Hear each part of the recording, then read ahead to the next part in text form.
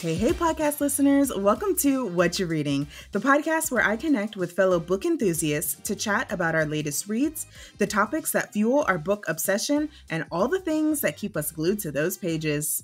Hello, everyone. I am excited for today's episode. This one is for my nonfiction readers. But if you don't read nonfiction or you don't read it a lot, I still think this is going to be a really good episode for you, and I challenge you to hang around. Today, I'm sitting down with my book bestie, Brittany, and we are chatting all about celebrity memoirs. What makes a good one? What are some things that are maybe not our favorite, and how much enjoyment we find when reading and learning from other people's stories and lived experiences. So get ready. We're talking about a lot of books today. As always, everything will be mentioned in the show notes. Okay, let's get into it. Hi guys, welcome back to another episode. I'm so excited to have one of my book besties. My sister would probably kill me if I said gave you the title of the book bestie, but one of my big book besties, Brittany, is back with us for another episode. You are probably going to recognize her voice because not only has she done a couple of episodes so far, but she's also been in all of, I think, the buddy discussions that have also been posted. The buddy discussions are just a recap of our book club meetups. So if you've listened to any of those, then her voice is going to sound very familiar. I'm really excited to chat about something today that we both kind of gush over, which is celebrity memoirs and what works for us and sometimes what doesn't work for us. So we're going to get into all of that. But first, Brittany, say hello to the people. Hello, guys. Happy to be back again. Yes. Super excited for this topic. Yes. Okay, so let's get started. Let us know what your reading life is looking like. What is the last book you read? If it's a memoir, don't mention it because we'll talk about that in the episode. Oh, okay. The last book I read, let's do a fiction then. I just got done with Bride by Ali Hazelwood. Oh my God. Super good. Okay, please, your thoughts, your comments. I've seen, I don't know if it's because I follow and interact with a lot of people that have the same reading taste as me for the most part, but everyone that I've seen that's read this book has loved it. So what are your thoughts? I am obsessed with this book. I listened to it on audio and it took me a day and a half. Once I got done with the book, I waited 30 minutes and then started it over again because I was I need to hear it again. I just can't get enough. I loved it. It was a vampire and werewolf, love story, and it was a forced marriage or a marriage of convenience. So it had all of the tropes. It was everything. The banter was amazing. It was a little spicy. Maybe just a little more than just a little spicy. So hold on, pause. In comparison to, have you read all three of her other books? Ali Hazelwood, Love on the Brain. Hold on, let me think. Love on the Brain, Love Theoretically, and The Love Hypothesis. Have you read those three? Love Theoretically is the only one I have not read. Okay. And I've read her novellas. Okay. In addition to those. Yeah. So you would put this at the top of the spice pyramid compared to all of the other ones that you've read from her? I would, okay. Yes. And I would say it's a different genre too. So even if you're an Ali Hazelwood fan already, yes, you'll love this because her writing is just clean, it's organized. But this is a fantasy versus her typical STEM rom-coms. And the female is not. So in a lot of the other ones, I feel like the only complaint with the female main character in her other stories is that they're kind of, inexperienced in romance. They're a little, I don't know how to explain it. Quirky. And they're all little itty bitty. I feel like it's the description, and all of the men are huge houses. That's literally every single book. It's a little itty bitty woman and a huge house of a man. Yeah. And they're in STEM.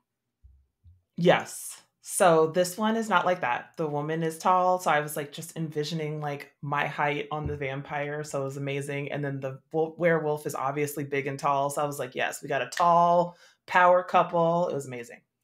And for reference, Hmm. guys, Brittany, you are 5.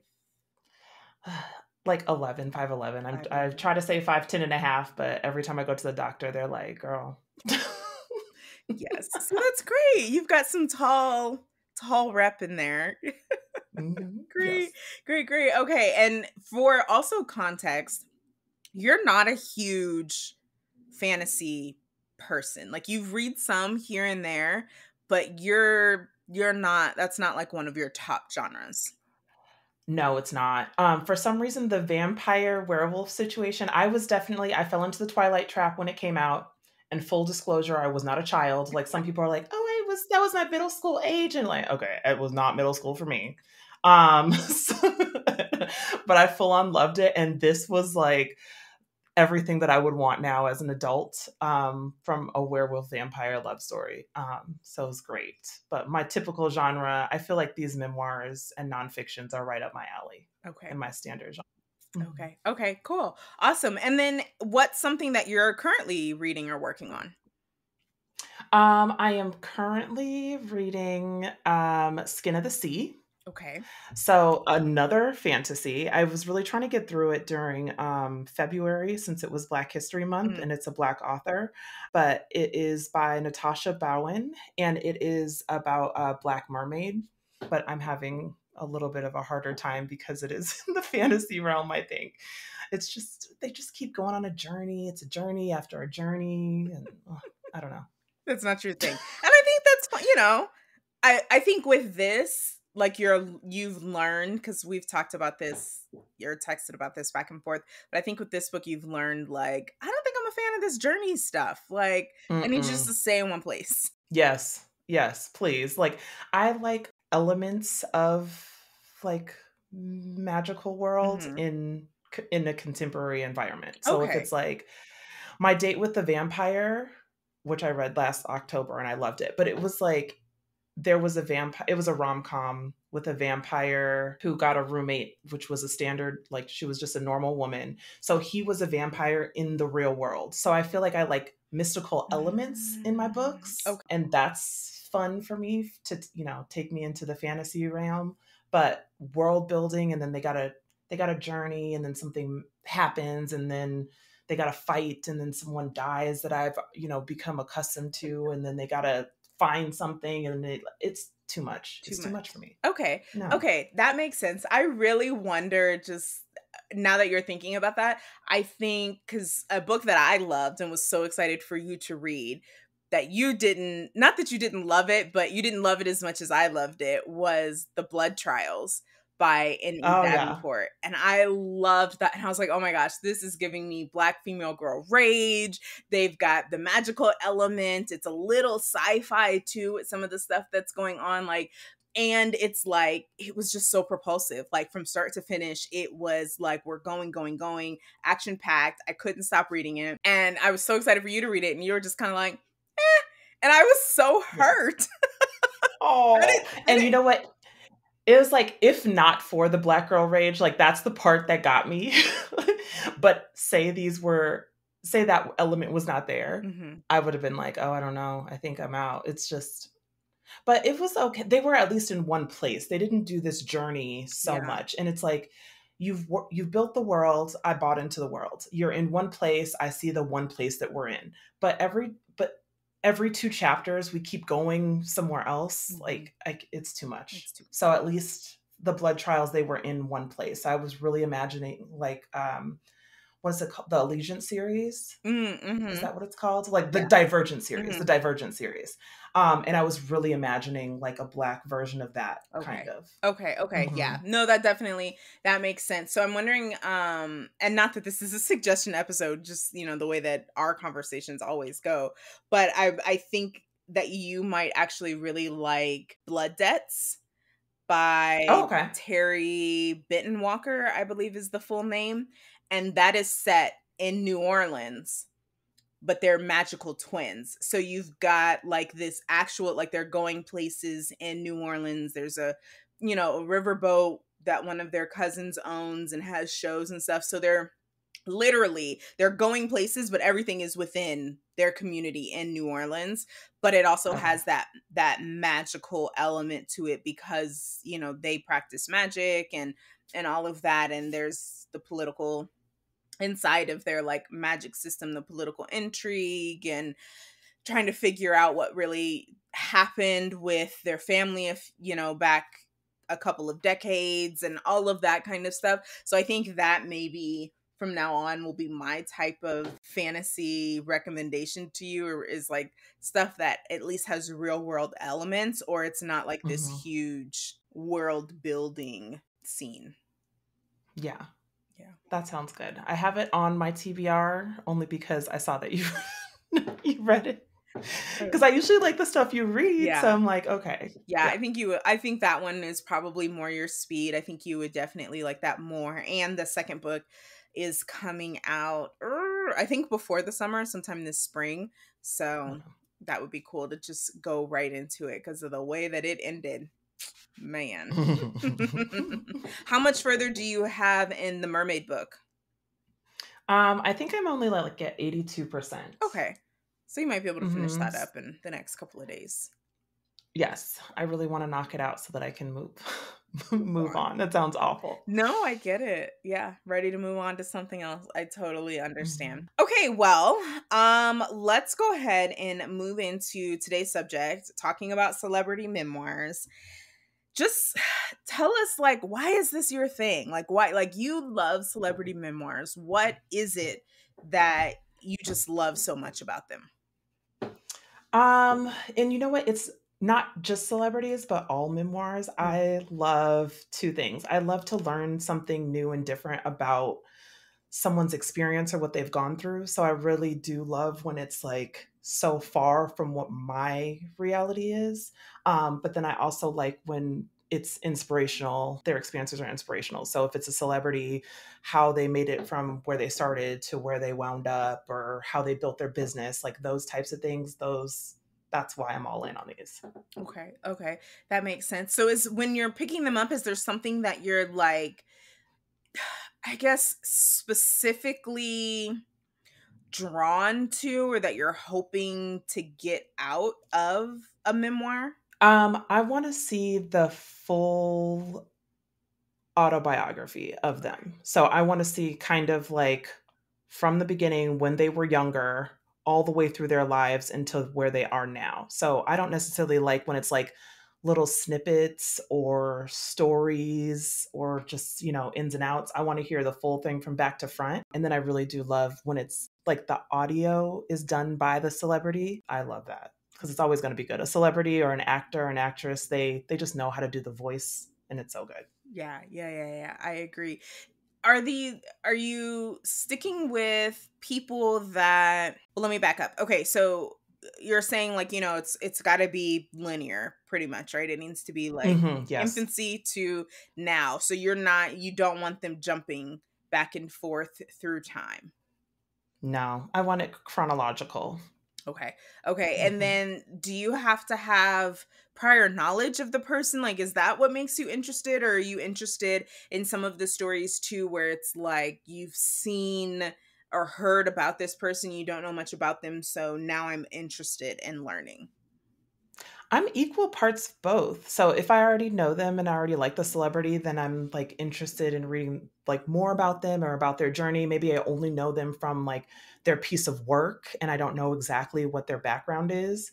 I love those, but then I really do love like Cicely Tyson had an autobiography come out, which I have not read yet. It's on my TBR. It's called Just As I Am.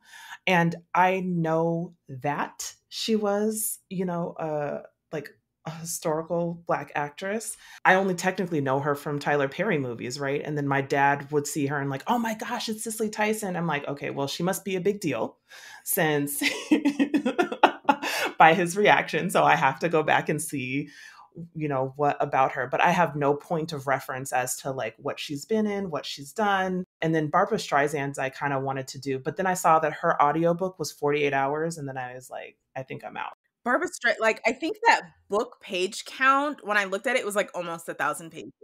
And I know she's had it's like 992.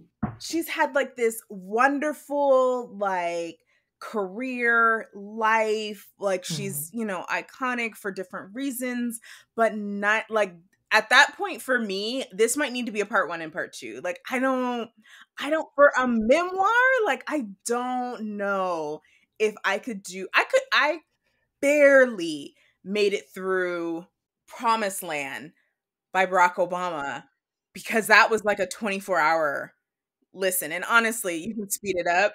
You can speed that one up because I love listening to Barack's voice, but oh my gosh, he talks so slow. So you could definitely do a 2.5 speed on that one. And it might sound like a normal conversation. But yeah, I don't know. I'm interested in Barbara Streisand as well, but oh my goodness. I saw that page count. I was like, I might be out. I know, oh my gosh. I try not to get scared away by big numbers, but that is huge. It is. 1619 isn't even that long. No. Okay, yes, to Cicely Tyson, I agree. I remember I was like, she came out with a book and I was like, oh, I need to buy this because again, she's iconic. Yes, same. Mm-hmm. I think I pretty much know her from Tyler Perry movies, and I'm sure like there might be a couple of older movies that I just can't think of in the moment that I've seen her in, but I don't think like I actually recognize like, oh, she's someone iconic until like she was in some Tyler Perry stuff. And I was like, oh, I need to buy her book. And then it was, she had passed away shortly after releasing her book. And then it was sold out everywhere. Like I couldn't get my hands on it. I couldn't do anything. And so finally I do have a copy now, but that is someone that's on my list that I do need to make time to get around. So when you're going into these books, I know a lot of people love like the drama, right? Like spill the tea. For instance, Britney Spears's book, people were like, whoa, like, yes, tell us all the dirt, tell us all the things, spill the tea. And I know people were hoping that type of level of drama was going to happen when Prince Harry released Spare. And that was a little bit, aside from like Camilla, which, in a lot of people's eyes, Camilla is always the villain. So aside from Camilla, there wasn't much tea being spilled and people were really disappointed, especially because if I remember correctly, that book had a big page count as well. The audio for Spare was 15 hours and 39 minutes. So, maybe a little longer than normal, but the print version was 410 pages. That is a very long celebrity memoir for you not to just give us the dirt, in my opinion. I'm half and half. I don't necessarily need tea unless you had a massive controversy surrounding you and you have talked around it. So say, for example, if Britney Spears did release a book, but then did not address anything with Justin Timberlake, did not address her conservatorship, then what are we doing here? You know what I mean? Like, what are we even doing if we're not addressing these things? Prince Harry's book? I don't know. Maybe I know people were hoping for tea. I know that's what we were hoping for, but at the end of the day, the royal family never releases any. So I wasn't necessarily hoping for that.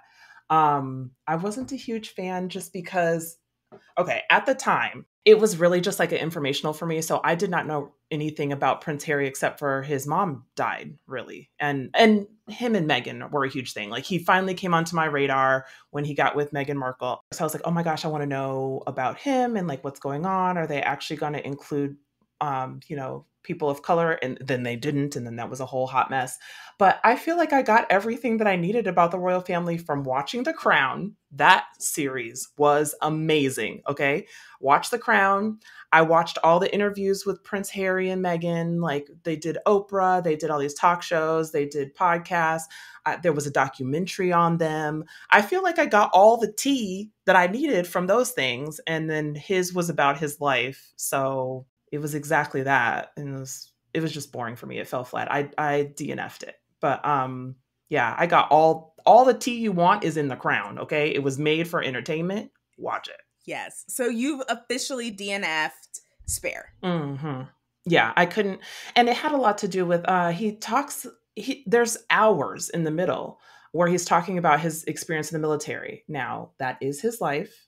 That is true. Everything, he's talking about his life. But I think what it is, unfortunately, is that his life was a little boring to me. I think that's what it is. It's like hard to rate someone's life, but I think that's where I was like, I listened to probably 2 to 3 hours worth of him in the military, and then I couldn't do it anymore. It was too much. Yeah. I agree with you that it's hard to rate a memoir because I'm like, one, you don't owe us anything. You didn't owe us giving us this book. Like, you didn't have to. But on the flip side, you decided to write this book, and then you held back. And so I feel like for Spare, especially because of everything that was happening, they got stuck during lockdown. Tyler Perry allowed them to, stay in the house and help them out with security, because at that point they were like getting cut off, and like all of this stuff was happening, and this tension. Did he talk about that in the book? A little bit. He covered it a little bit, not in length, but all of this stuff was happening, and it just, it piqued intrigue, and I felt like it was like a seize the moment. Okay, get a ghostwriter, let's write this book. And I think this book probably would have been perfect 10 years down the road. Yes. It would have been so much better, because I feel like in reading this, or, listening to the audio from him, it felt, I'm mad at my family. But I also, I'm not going to burn bridges with my family because it's my family. So I can say this hurt my feelings, but I'm also playing it very safe and not calling my brother and my father a racist. Like, I felt like he was teetering this line, and in a spot where maybe because those wounds were so fresh, in 3, 5, 10 years, maybe he would have been able to express his actual feelings a little bit better than he was being so close to everything that was happening. So I agree, it was a letdown. In that term, the only, in my opinion, drama that we really got was Camilla is the villain, which no shocker there. And that was kind of it. He hates the media and paparazzi. He blames them for his mother's death. And, I think that's absolutely warranted, and all of the different things that are going on, especially with the British paparazzi and media. So I appreciated his thoughts and his voice and everything on that. And it gave a little bit more context to why he felt the safest thing for him and his family was to step away and out of the spotlight-ish as much as they could. And again, I have a problem with that, because they say step out of the spotlight, but then they're doing like 50-11 interviews and adaptations and books and, different things. But, so I wasn't, I don't know. I was thinking too, I agree that it probably would have been a better book released 5-10 years. But I also kind of think that they had little choice but to try to make that money, right? So they were cut off. They left the palace.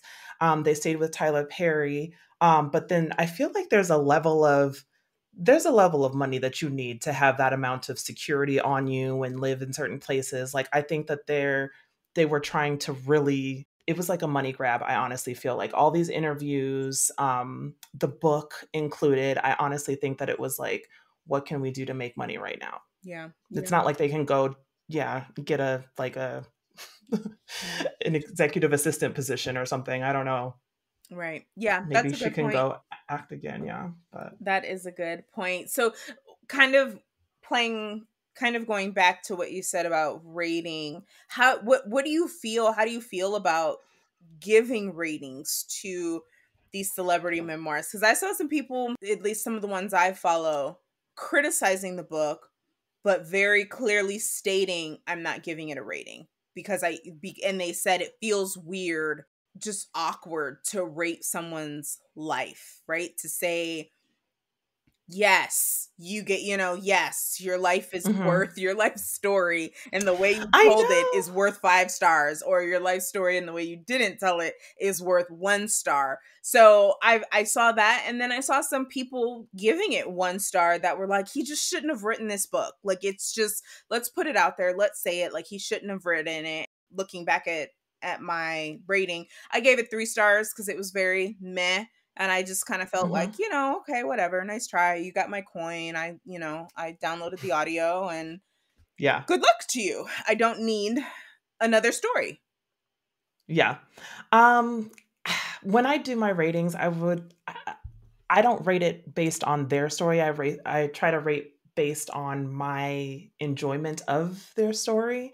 So like for Spare, I didn't finish it. I kind of want to finish it to see where it led to, How but if I far could did you just get? like I don't know. I feel like I'm like 50%. And that's what, so 50% of the, what, just 14 hours. I'm like, 15 oh my hours. gosh. When I saw I had like 7 more hours left, I was like, oh man, I don't know. So I think when I rate memoirs and autobiographies and biographies, it's based on my enjoyment. Because some of them can be written bad too. Like maybe their story's fine, but the writing is bad, or I didn't enjoy it. I didn't get from it what I wanted, or stuff like that.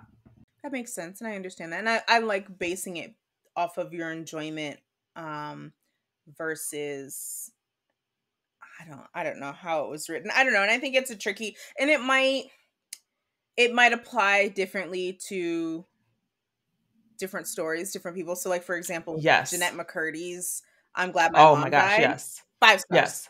5 stars. Yes, 5 stars. And it's so weird to say, like, okay, so when I recommend or talk about this book, I'm like, I love this book. It was amazing. But her story is so awful and her experience is so awful. Like, it's so weird to say I loved this book. I had like, but it was just written so well. I listened to the to the her audiobook. It was her voice, and I just love the way she talks. She's so dry, she's so short. It was just perfection.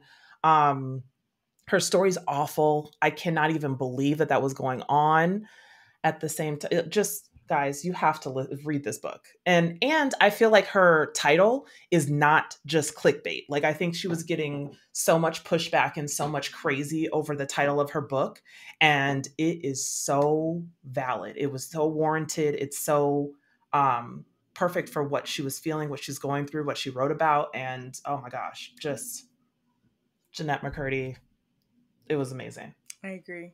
Yeah, I agree with all of that. I think, again, her level of transparency, her level of That too. vulnerability, knowing, some people are going to believe me, some people aren't.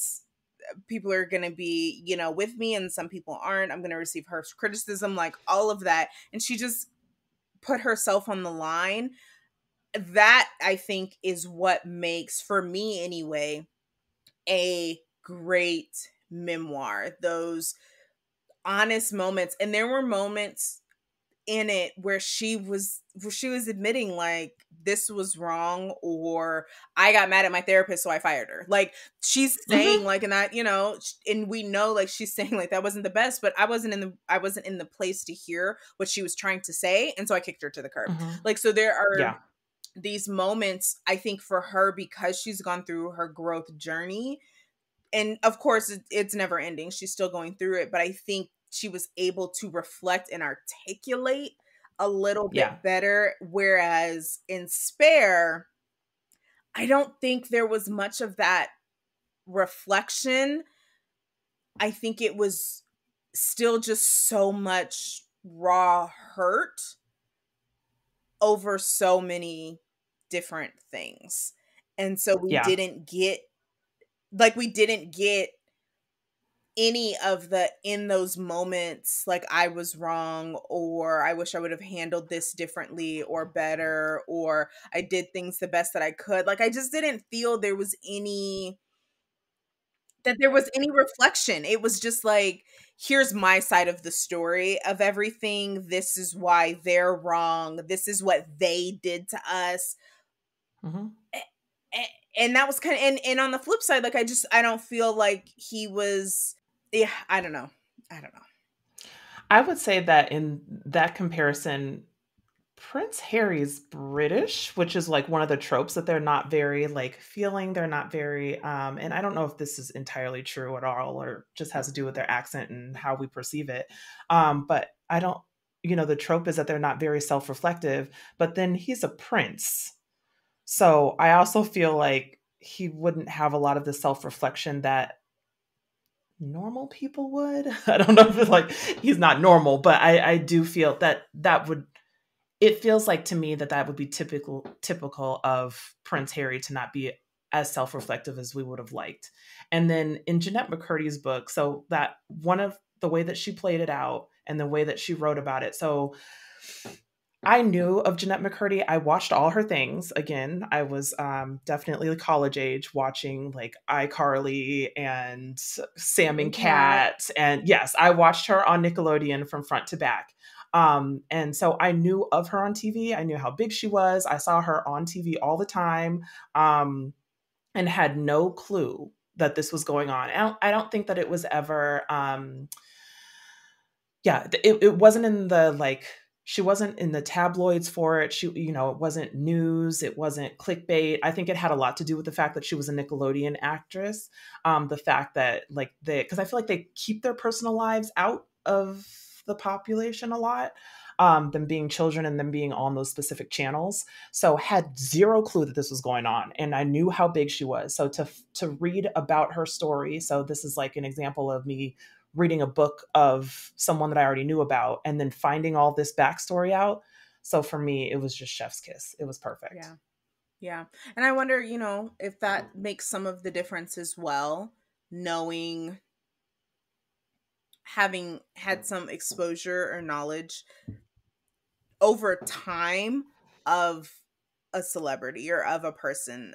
Didn't really give two hoots about the royal family until The Crown came out. And I was like, oh, is this why people were so I might understand now. Yes. So Same then it here. was but again, like I remember being at work when Kate was getting married, and like it was all over the news and people were so excited. And I remember I had a coworker who had a family member who was going out there to stand, and I just didn't understand what we're doing here, why it's such like you're not even in the wedding, like you're going to stand outside to maybe get a glimpse. Like, so maybe for someone like them on that level it's a little bit better, but for that memoir, again, it felt very, and we'll talk about some other ones, but for that one specifically, it felt very like, here's my journal entries and let's tidy them up, clean up some grammar and publish a book versus I feel like we got a meaningful story and look at the things that Jeanette went through, her raw emotion, her feeling, her pain, her confusion, her journey to healing, her stumbling, getting back up on the journey to healing, and this is how I am now. I'm still working towards my healing. I'm still in the process. And that was kind of like, for me, that was just like, I'm cheering you on, girl. Keep going. Yes. Keep doing it. Yes, I'm with you. And I didn't really have much of a, of course, I hope Meghan and Harry go off and live their happily ever after. And, hopefully maybe they can reconcile with family on both ends for Megan, her and her dad who did some not so great stuff. But that's just kind of where, I'm not really interested in hearing more, versus if Jeanette put something else out to let us know, in 15, 20 years later, if she puts whatever else out, whether it's a docu-series or whatever, I'm interested to hear how you're doing. All right. So now that kind of talks about like the two different levels of tea that people spill, do you have any specific formats that you like to read memoirs in? The chronological. So I want it to be in chronological order from from the very beginning, like when they were younger. I almost don't even like when they start off in their 20s or their adult age and then they talk about their career, unless they've said something, like unless they've implied it in the title or something that it's only about the journey of their career. But that's how I usually like it. And I do not like stories, like little anecdotal stories. Okay, I love Issa Rae. Please, let me just come off and say that I love everything that she's ever done except for her book.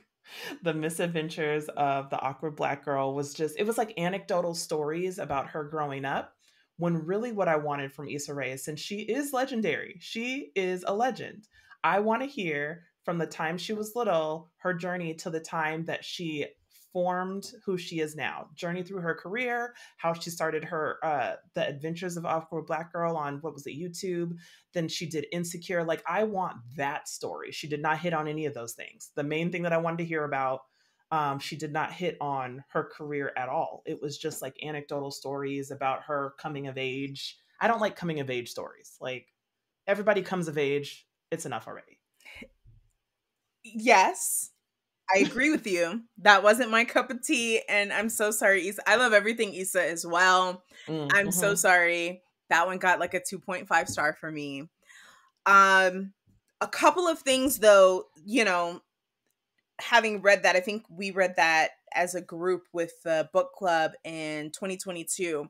So now, and it was February 2022. So now fast forwarding 2 years that I've had to sit and think with this book. I don't know if she really went into it expecting it to be a memoir.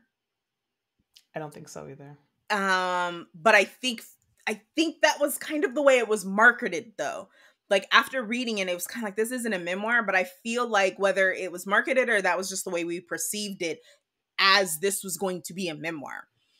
And to my knowledge, this was, I believe so, this was released before Insecure.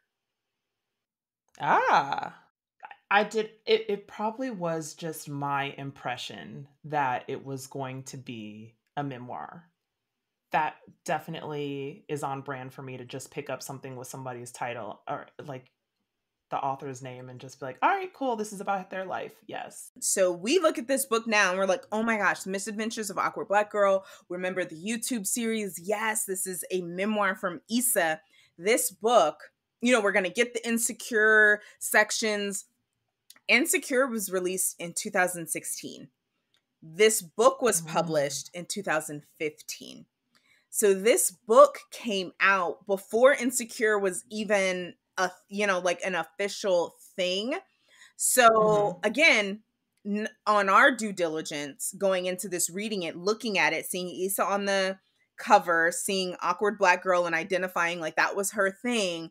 Okay, great, we're getting a memoir, not paying attention to the dates that this is being released and even a little bit of the description, because nowhere in the description or the synopsis does it say that this was a memoir, more so just kind of like I took it as a culmination of funny stories from Which her is what growing up. Awkward, weird, sometimes bizarre, funny stories of Issa. And not so much that memoir, that chronological of her life, because this is another one that jumped back and forth, back and forth, back and forth. I would love a memoir, an actual memoir from Issa. I would love that. But same here. yeah, I don't think this book technically counted as it. Do you read all of your memoirs for the most part via audio? A large portion of them, not all of them. When it's a celebrity one, I do like to do it because I feel like the audio to it has like, I don't know, just when it's an actor and an actress, their voice, like it's just their emotion in it. Because sometimes when an author reads their own book, it typically is not good. When it's a standard author, when it's a nonfiction author, it's really not going to be good. Like The Big Leap was an absolute no. Yeah, so there are certain authors that should not also do voiceovers, but a celebrity, an actor, a singer, they're a performer performing their own audiobook is just perfection. I would like to mention two of the most perfect audios I've ever heard in my life. The Meaning of Mariah Carey by Mariah Carey. She's singing through the book. She has a unreleased track of ODB over the fantasy. Like it was just, her audio was just excellent. If you've read her book, you need to go back and listen to it again. It just perfection. The way she's reading it, it is her story. The emotions in it is just everything. And then Alicia Keys, More Myself, her memoir, she's tinkering around with the piano while she's talking. So she's reading her audiobook, yes, but in between the chapters or over her own audio, she's like tinkering on the piano. And Alicia Keys' tinkering is like is magnificent. Okay. So you have to listen to her audio. You cannot read it.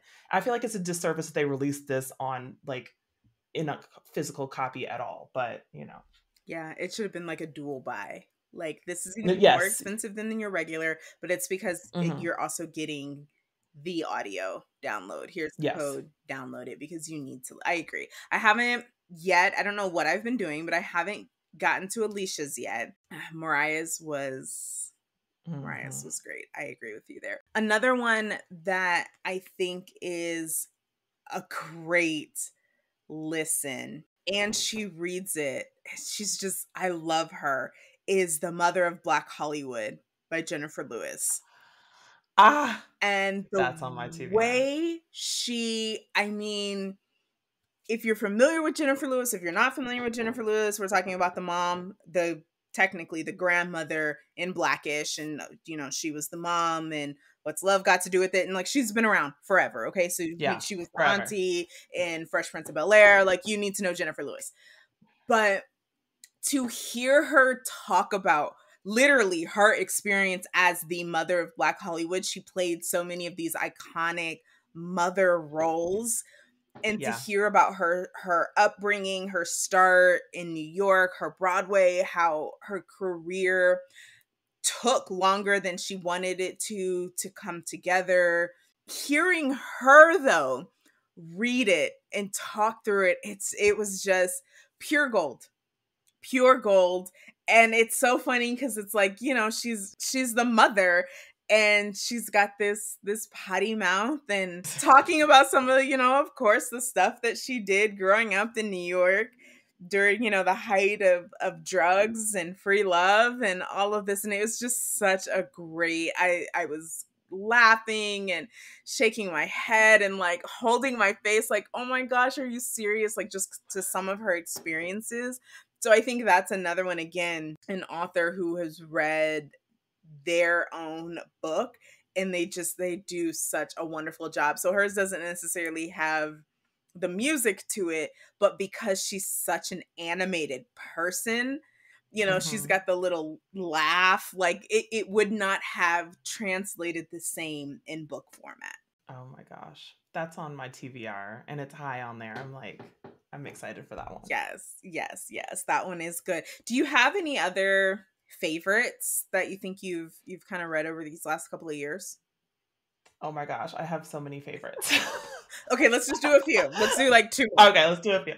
Two more. Okay. Oh, okay. Born a Crime by Trevor Noah. Yes. It's so good. Now, I have to ask you, did you listen to this one or did you read this one? I read this one. Me too. Have you listened to his audio?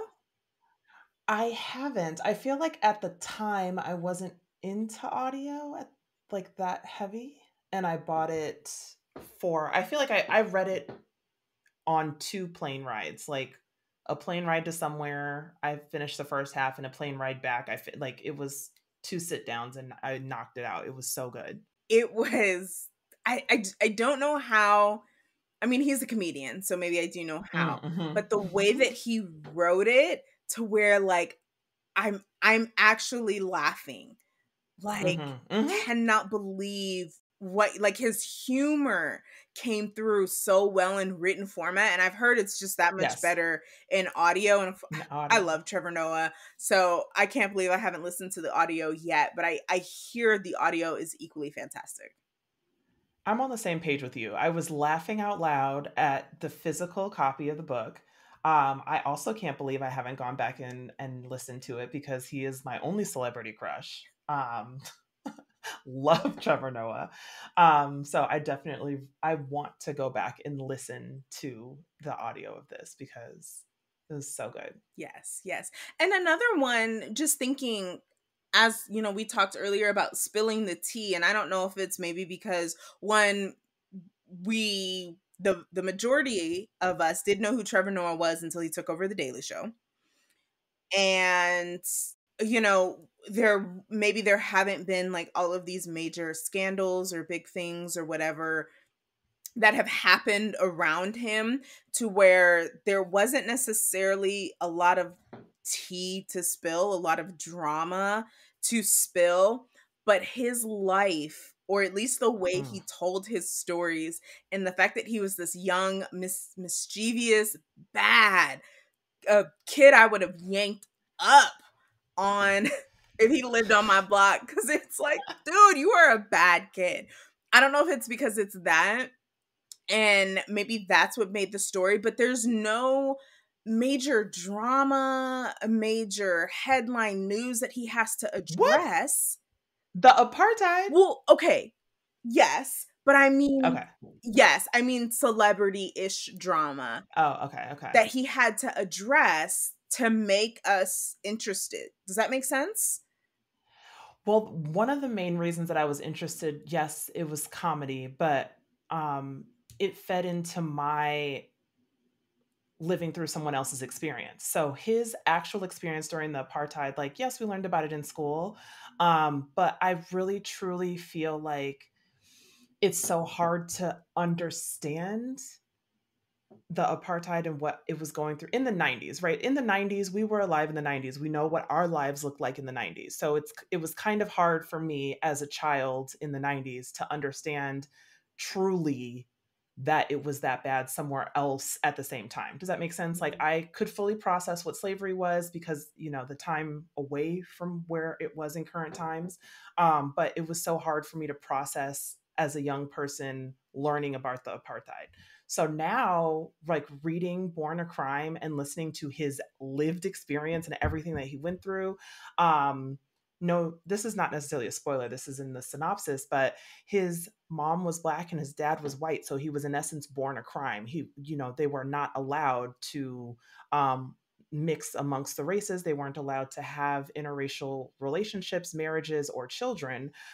So his mom had to like keep him inside a lot, hide him from the public. There were often times where he was like, it was kind of like dangerous for him to be out. I think that somebody tried to take them one day, like to take him to jail.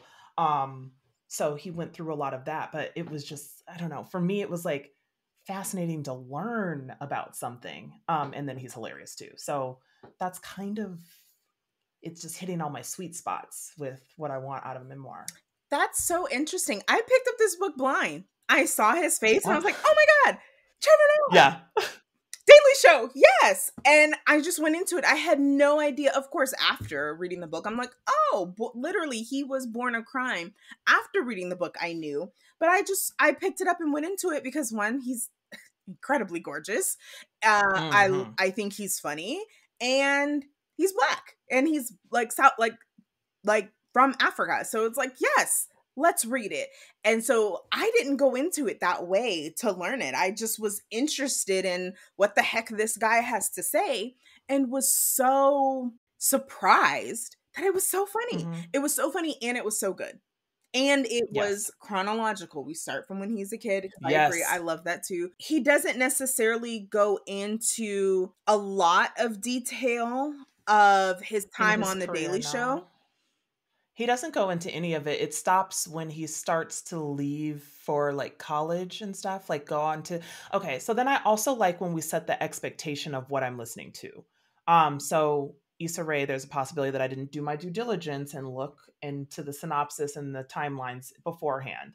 But I did know that going into Trevor Noah's book, that this was about how his like growing up process was. So I knew that I was not going to get his career portion. I hope we get it later, dear Trevor. But so I like that. Like set me the expectation and then I'm with you, right? Like if it's your full autobiography, give me from front to back, born to like exactly right now where you're at. If you're just going to talk about your childhood and whatever you went through, like Trevor Noah's, he set that expectation, whether it's the synopsis, or like, you know, the title, and the subtitle. Like I knew from looking at that book what I was getting. If it's just the career part, like then just the career. Like Girl Boss by Sophia Amoruso is only her journey through entrepreneurship and building the business. I don't get a backstory of how she grew up or when she was younger, and that part's fine. I'm only reading it for her entrepreneurship journey. So maybe that too. Like if I know exactly what I'm getting into, then I can buy in. That's true. Setting the Mm-hmm. expectation of what you're getting is Mm-hmm. definitely something that helps. Okay, so Trevor Noah's one. What's another one? Okay, another one, and I feel like it's not well known, but Brazen by Julia Hart has been one of my favorite memoirs. And she grew up living in an extreme Orthodox Jewish fundamentalist community. And she grew up like into becoming a CEO of a lingerie company and modeling agency. So she has My Unorthodox Life on Netflix. I feel like I watched that show. It was a reality show. And she had little hints of how she grew up and glimpses. And I was like, and then I feel like she released the book. So the timeline is that she had one season on Netflix. There were glimpses of how she grew up, or you know, and everything. And then I was like, oh, I need to learn more about her. And then she released this book, and it is fascinatingly awful. Like I don't think that I knew that fundamentalist communities could be this ingrained. So everything that she learned growing up, I don't know how to explain the Jewish community, like this specific branch of Judaism properly, but she goes into detail about it. She's like, this is what I had to do. This is why. This is what it's called. This is how it affects you. Like she walks you through everything that she's going through throughout the entire book. And it was, again, awfully fascinating. And then she talks about too when she leaves the community, how they completely like disowned her. She wasn't able to talk to her friends, her family. She snuck out without her kids. Some of her older kids came with her. Her younger son stayed with her ex-husband. She talks about that a little bit, but then she like her starting to work and she becomes a CEO of this company. She talks a lot about how she almost couldn't get her feet from under her because she was lacking in education. She was lacking in the ability to make like adult decisions. She trusted everybody naively because she's never been in the real world before. She had no street sense. So a lot of the stuff that she talks about, there was like 10 to 15 years of just like mistakes and like, you know, bad business decisions because she was like trying to learn. Oh, it was just, I don't know. It was really good. And again, that has to do with like me learning that these type of communities even exist at all. I don't think that I really would have thought that. I thought that like Handmaid's Tale, Mm-hmm. like it's not the same, but it's like I would have thought that it was a dystopian universe if I was reading. I could have thought that this was like a dystopian book, not somebody's real life memoir. Right. Right. You've talked a lot about that one, and I still need to read it, get into it. Hmm. Yeah. What about some of your least favorite? Have you had any that you think are just not, Um, other than Spare? Spare. I don't think so. I haven't just Spare and Issa Rae's book are my least favorite. The rest of them I really did like. Okay. Okay. Have you Hmm. read what is it called? Life in Motion by Missy Copeland? Yes, That I have. that one was really good as well. Again, chronological with how her career, also very fascinating because a lot of successful ballerinas typically have been like practicing since they were 3, and I believe her Hmm. story didn't start till she was like 11, 12, 13, somewhere in that age Yes. range. It's just really a fascinating story on how she became such a great dancer and representative of the non-traditional route to becoming a principal ballerina. I loved her story. And I also loved, again, feeding my my nerdy insight, looking into the life of an elite athlete. So she did talk about how she lived with a sponsored family for a while. It was just I don't I never really give a whole lot of thought to something that's that far outside of myself. Like, yes, athletes are amazing. I cannot believe they can do certain things with their body but I never really went into that in depth of the amount of time, the amount of practice, the amount of money that's gone into it, the sacrifice that the family most likely has made. What does it look like when they're trying to get there? And her story hit all of that. It was Yeah. really good. Her story was great. I definitely recommend that to everyone that I think would be Hmm. interested. And even if you're not interested in ballet, just the following and chasing your dream and going for it, not letting it stop you. And even, she had the moment, I believe, like her her first ish. I don't know if it was the first, but around some of her first, where she was dancing and she talks about how I think she tore her ACL, and Oh yeah.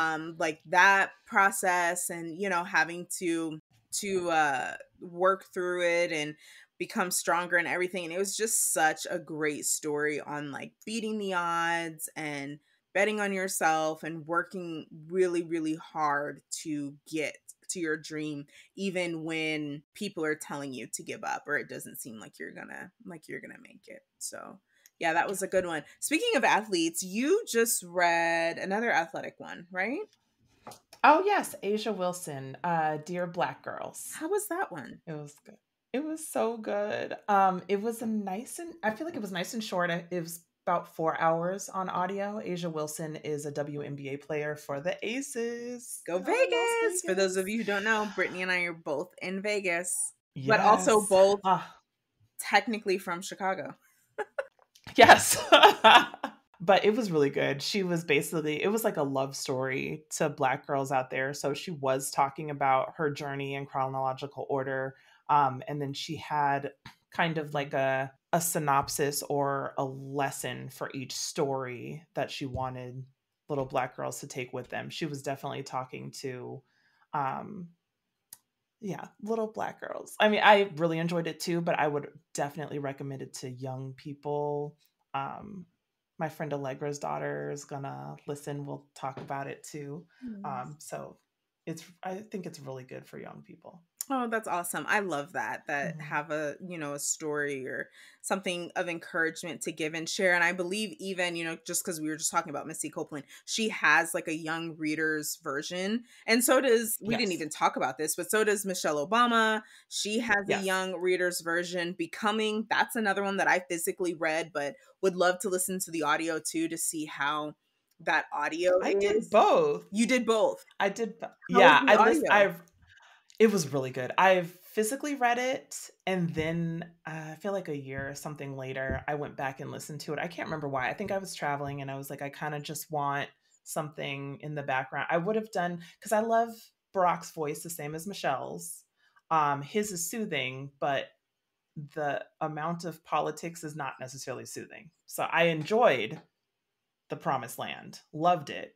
But it's not necessarily like a I want to relax kind of listen. So I listened to Becoming again and I loved it. It had a lot to do with the fact that, like, growing up in Chicago too. So everything she was talking about, the neighborhoods, her experience, she grew up in Chicago easily 15 years prior to me. So her like coming of age story was in the 80s.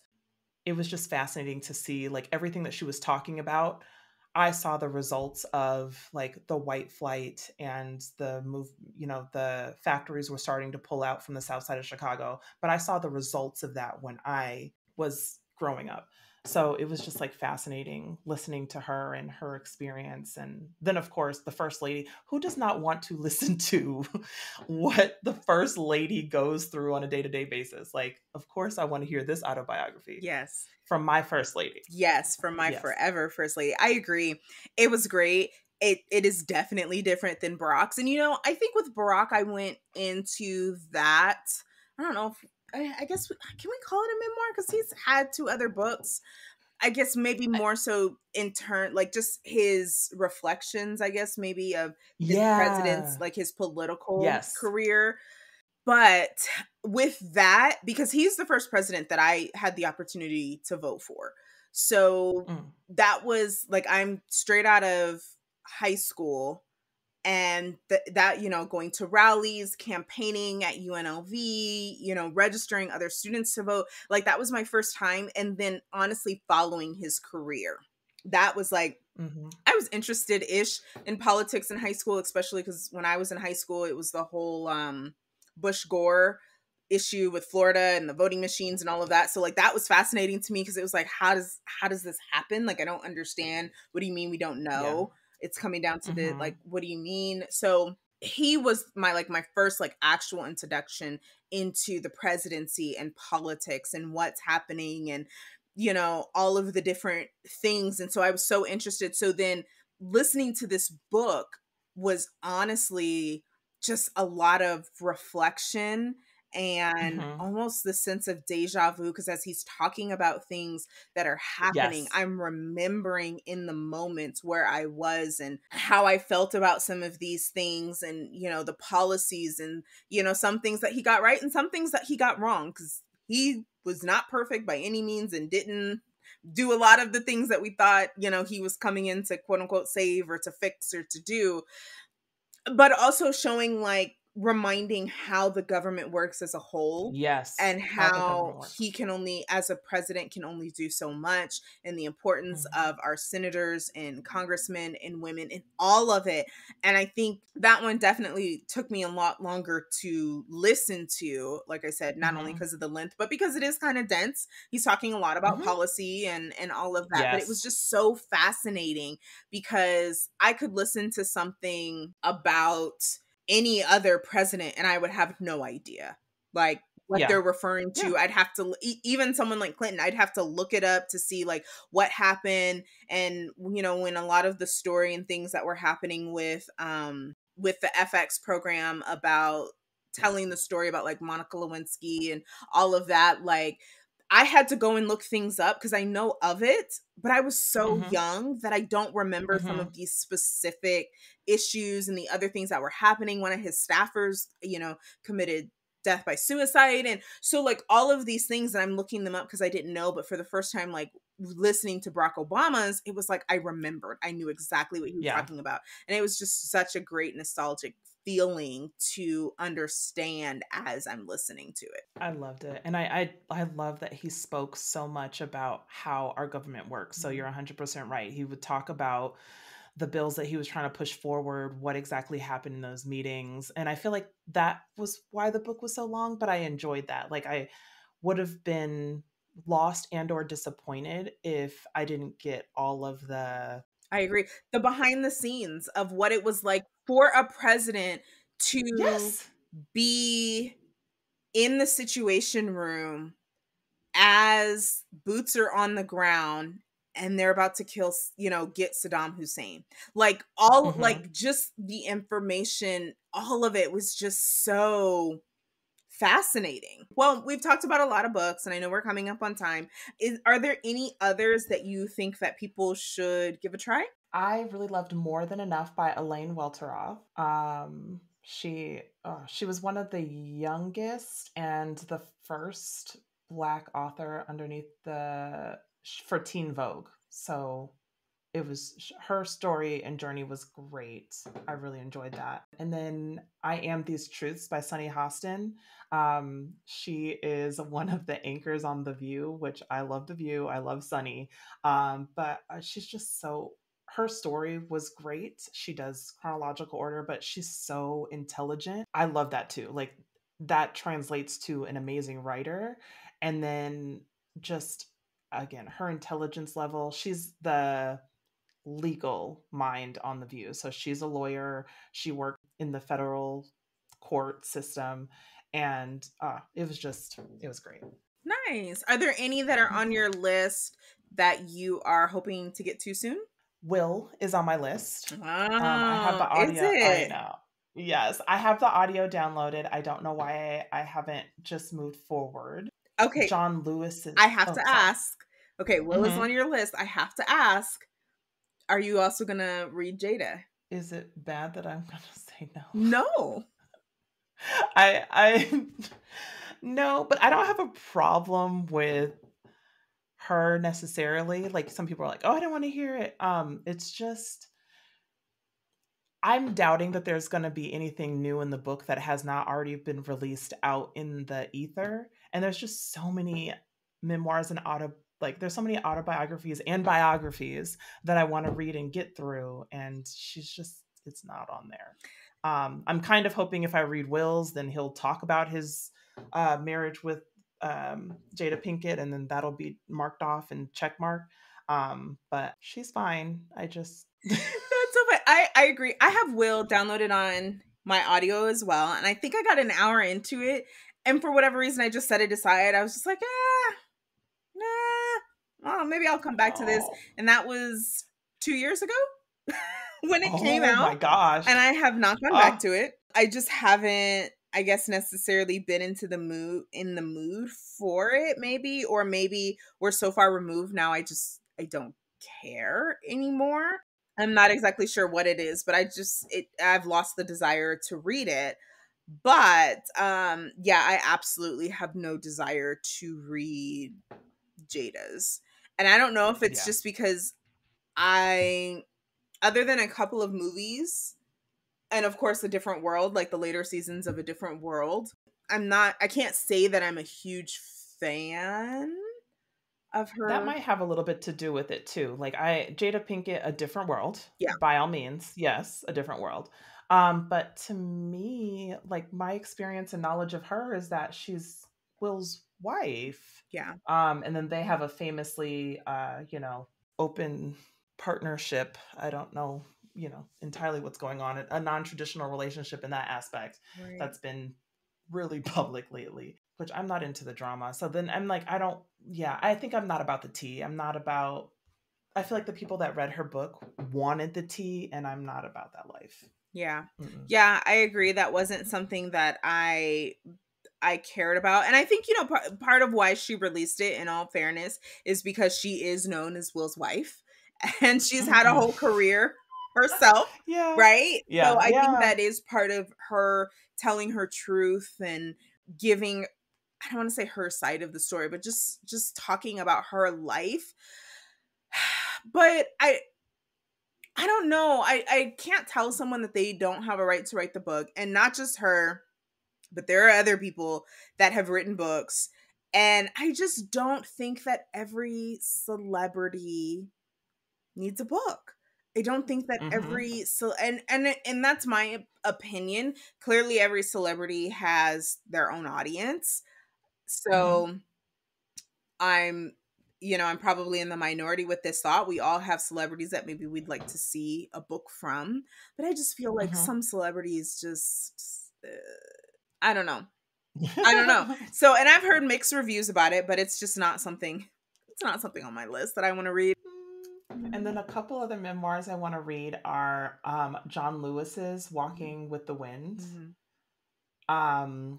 A Man Called White by Walter White. I feel like I just found out about him recently. He was it was published in 1948, this his memoir, but he was a civil rights activist who served on the NAACP, and he was like light-skinned, blonde hair, blue eyes, but he was a black man and he was a civil rights activist. So I want to read his story because he was able to be in rooms that, historically we were not able to be in. And then I want to read Ruth Bader Ginsburg's My Own Words. That one keeps popping up on my Libby. I keep like pushing it off for a couple days. I don't know that I have any specifically that are memoirs. Like, I want to read, this episode is specifically talking about memoirs, but like in terms of like life stories, of course, I want to read The Immortal Life of Henrietta Lacks. I think that's going to. That was good. Yeah, I've heard you've raved about that one. I think I'm gonna try and squeeze that in, but it's not technically a memoir. Of course, and I always suggest Malcolm X, which also isn't technically a memoir. It's an autobiography, as told by Alex Haley. But I think that's another great one. I think the only one, honestly, that I'm really, aside from, possibly getting to Cicely Tyson and picking up Henrietta Lacks, the only other one that I'm slightly interested in picking up is Whoopi Goldberg has a book coming out this year, and it is called Bits and Pieces. Now, I don't know. I'm not 100% clear if this is a memoir or just kind of like her thoughts on things. The subtitle is My Mother, My Brother, and Me. So that's what leads me to believe that this is maybe more memoir-ish, but she's had a amazing career. She is very vocal, again, on The View, and just, and sometimes she doesn't always get it right in terms of sharing her thoughts and trying to articulate what she's trying to say. She doesn't always get it right, but I definitely am interested in her story.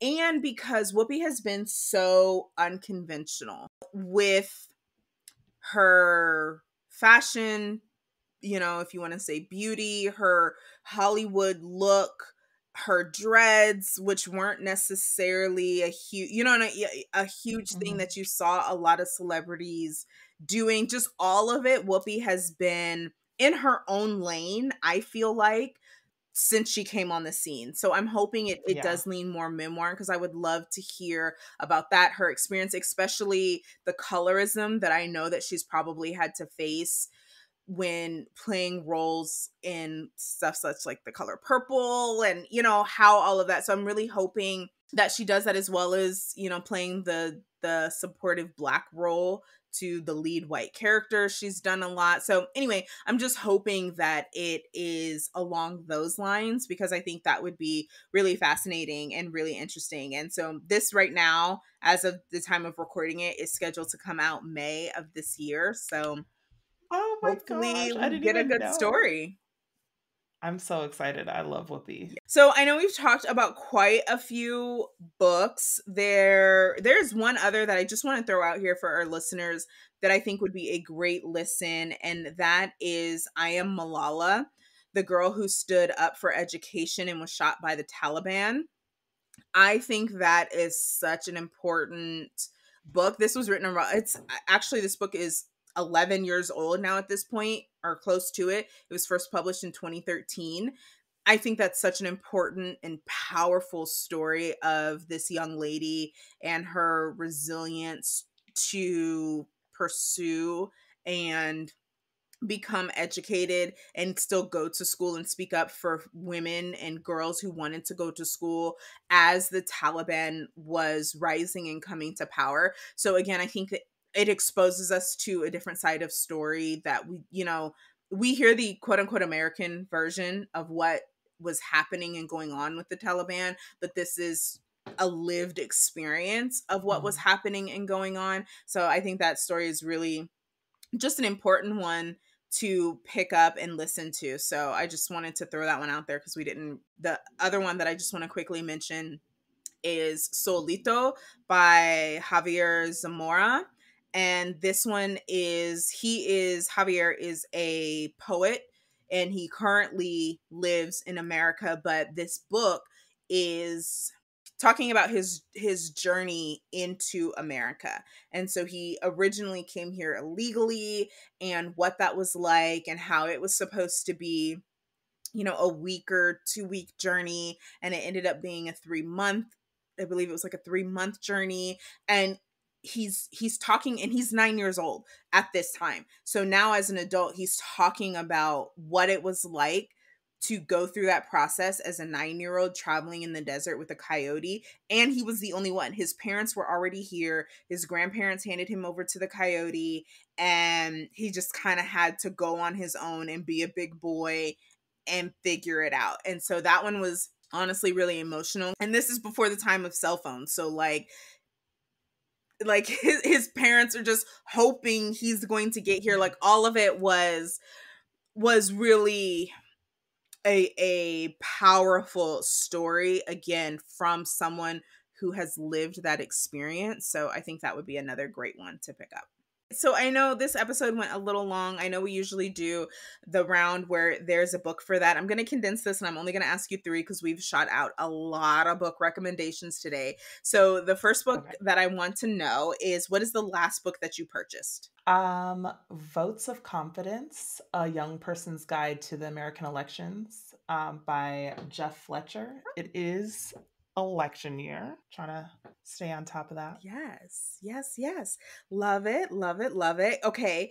What is a book that is currently in your Libby app, or one that you were waiting on? Why Are All the Black Kids Sitting Together in the Cafeteria by Beverly Daniel Tatum. Ooh, I've heard good things about that one. Is that one that you currently have, or you're waiting for? I have it back again. I checked it out during February and then didn't get a chance to listen to it. So it came back to me again, and I'm really in the beginning of it, but I'm enjoying it so far. Okay. And the last one is a book that you hope to read soon. Oh, that's Anna Maria and the Fox. We're supposed to read that for our next buddy read. It's by Liana de la Rosa.